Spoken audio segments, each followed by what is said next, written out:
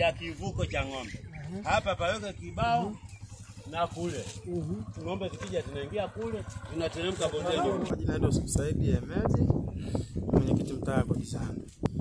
Safari leo ni kama ziara, tuko na wazee kutuonesha maeneo ya wazi, makazi na wafugaji.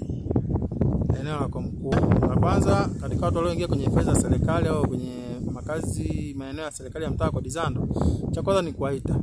Tutawaita kisheria, tutaandikia barua, watafika ofisini, tutaeleza swala lililoingia huko, tutawahoji maswali, mwisho siku tupate suluhu.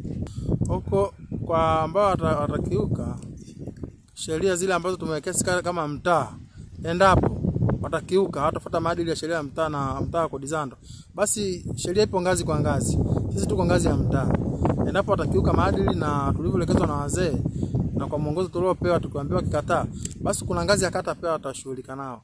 Endapo watakiuka maneno watakaoonga katika ofisi ya mtaa kwa Disando.